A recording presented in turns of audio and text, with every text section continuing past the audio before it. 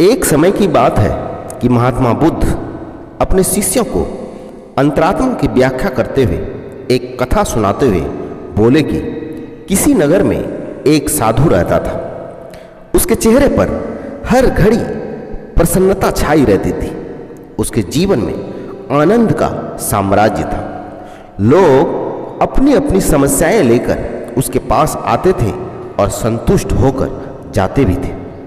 एक दिन एक सेठ साधु के पास आया और उन्हें प्रणाम करके बोला, महाराज, मेरे पास किसी चीज की कमी नहीं है।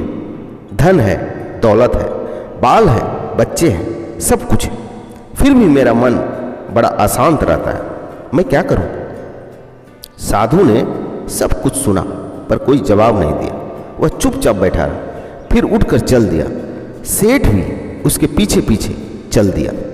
आश्रम में एक कोने में जाकर साधु ने आग जलाई और एक एक करके लकड़ी उसमें डालता रहा। आग तेज होती रही।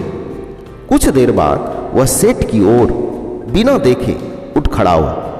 सेठ को बड़ी हैरानी हुई। वह तो अपना दुख लेकर साधु के पास आया था, पर साधु अपने काम में ही लगा रहा और फिर बिना कुछ कहे वहां से जा रहा था। सेठ ने आगे बढ़कर कहा, स्वामी, मैं बड़ी आशा लेकर आपकी सेवा में आया हूं, मुझे कुछ रास्ता तो बताइए।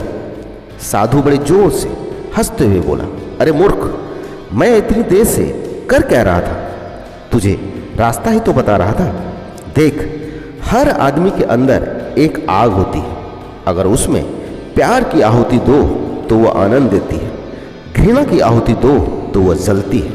तू अपनी आग में रात दिन काम, क्रोध, लोभ, मोह, मद, मत्सर की लकड़ियां डाल रहा है। अगर तू बीज अशांति के बोएगा तो शांति का फल कैसे पाएगा? तू दिन रात जो सोचेगा, जो विचार तुम्हारे मन में आएगा, उसी की ओर तो तुम्हारी आसक्ति आएगी। अपनी अंतरात्मा को टटोल। सुख और दुख बाहर नहीं है बल्कि तेरे भीतर ही है। सेठ की आंखें खुल गई। उसे सही रास्ता मिल गया, जिससे उसका जीवन नई दिशा में मुड़ गया। दोस्तों, इस कथा का सार यह है कि जैसा हम सोचते हैं वैसा हम बन जाते हैं, वैसा हम फल पाते हैं। बोए पेड़ बबुल का आम कहाँ से होए, अर्थात अगर हम दूसरों से ईर्ष्या या घृणा करते हैं तो खुद ही ईर्ष्या की अग्नि में जलते रहते हैं, और अगर दूसरों से प्रेम करते हैं तो खुद भी आनंदित होते हैं, प्रफुल्लित होते हैं। साधु अगर ईश्वर का नाम जपता है तो उन्हें भी ईश्वर मिल जाता है, अर्थात फल हमारी सोच और कर्मों का परिणाम है। फल हमारी सोच और कर्मों पर ही निर्भर करता है।